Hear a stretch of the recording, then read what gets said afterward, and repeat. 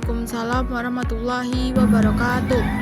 Baik, sebelum pembelajaran kita mulai, ketua kelas silakan untuk memimpin doanya.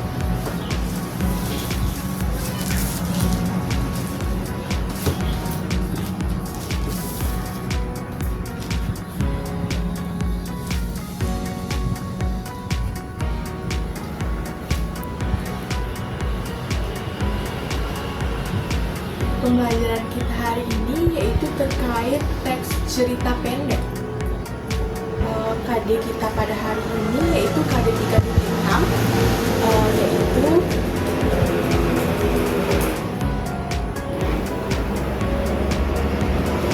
tentang mengidentifikasi ciri kebahasaan dan juga struktur dari teks cerita pendek.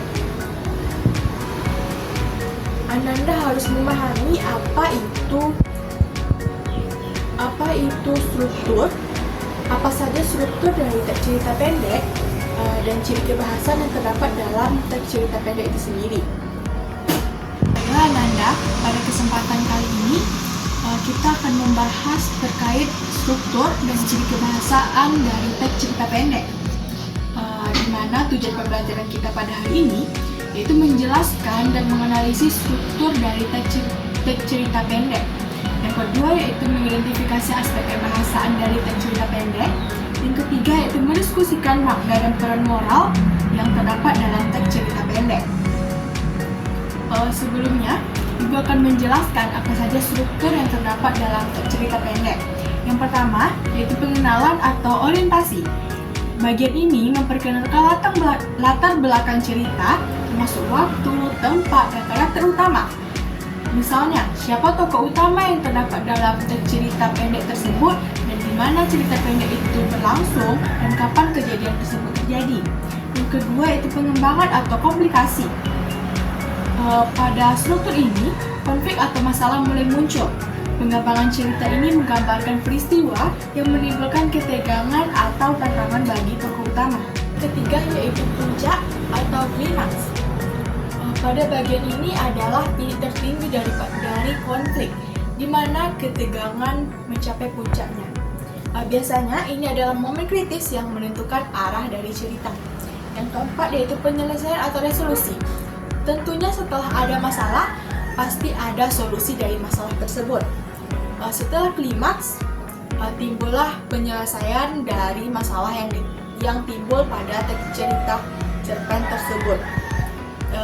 Penyelesaian berupa solusi dari masalah yang dihadapi oleh tokoh utama. Dan yang terakhir yaitu penutup atau reorientasi. Bagian ini terdapat kesimpulan atau refleksi dari cerita. Penutup bisa memberikan pesan moral atau pelajaran yang dapat diambil dari cerita cerpen kita tadi. Selanjutnya, Ibu masuk kepada ciri kebahasaan teks cerita pendek.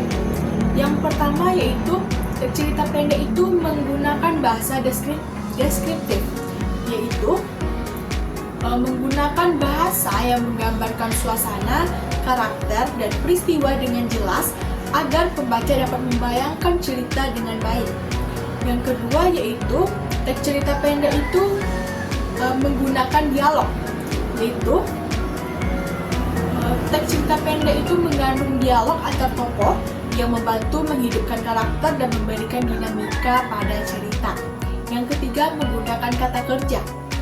Kata kerja aktif dapat menggambarkan tindakan tokoh sehingga cerita terasa lebih hidup. Yang keempat yaitu menggunakan sudut pandang. Cerita pendek dapat ditulis dari berbagai sudut pandang, seperti sudut pandang orang pertama atau orang ketiga. Yang kelima yaitu gaya bahasa.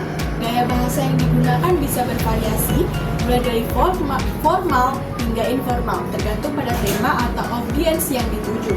Yang keenam yaitu penggunaan imaji. Dalam teks cerita pendek, imaji atau gambaran yang kuat sering digunakan untuk menciptakan suasana dan emosi dalam cerita. Baiklah Ananda, dari penjelasan yang telah Ibu berikan tadi, adakah Ananda yang ingin bertanya atau belum paham terkait materi kita pada hari ini, yaitu struktur teks cerita pendek dan ciri kebahasaannya? Jika Anda tidak ada yang ingin bertanya, berarti Ibu anggap kalian semua telah paham tentang penjelasan Ibu tadi, dan Anda sudah mengerti apa saja ciri kebahasaan yang terdapat dalam teks cerita pendek dan apa saja struktur dari teks cerita pendek itu sendiri. Baiklah Ananda Ibu tugaskan untuk mencari teks cerita pendek, dan Ananda akan Ibu bagi dalam bentuk kelompok yang Ananda Ibu bagi dalam 5 kelompok, yang satu kelompok terdiri dari 6 orang. Satu kelompok Ananda cari satu teks cerita pendek dan Ananda analisis apa ciri kebahasaan dan struktur yang terdapat dalam teks cerita pendek itu sendiri.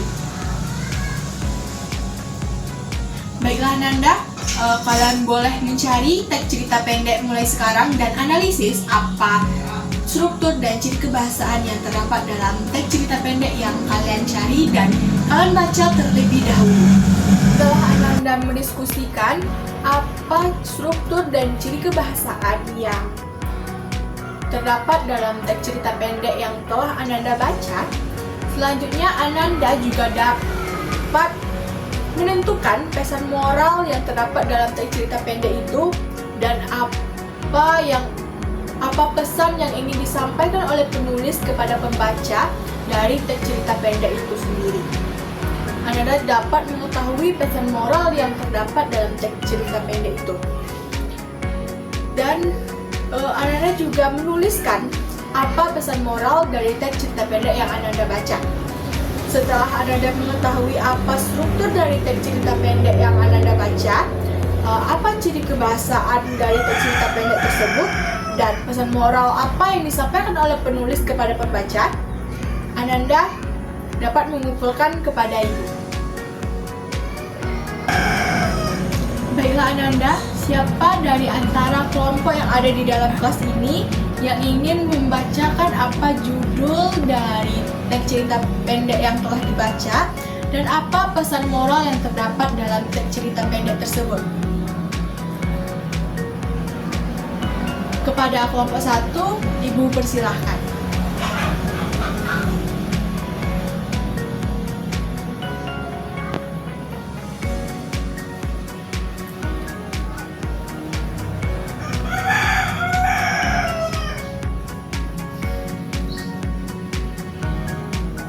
Oke, Ananda dapat poin plus dari Ibu karena yang pertama kali tampil dan telah berani untuk maju ke depan.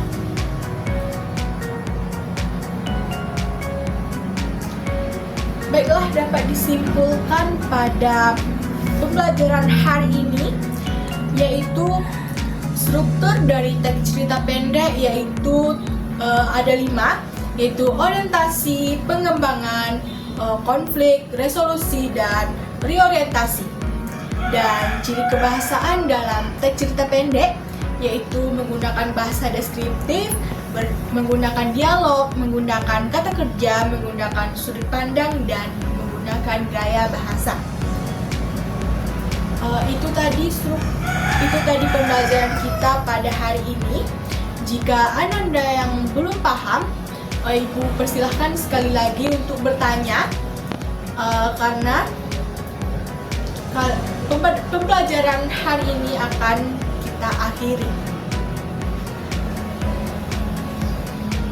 Baiklah, jika tidak ada yang ingin bertanya, Ibu anggap Ananda semua paham terkait materi kita pada hari ini, yaitu struktur teks cerita pendek, ciri kebahasaan teks cerita pendek, dan juga pesan moral yang terdapat dalam teks itu sendiri.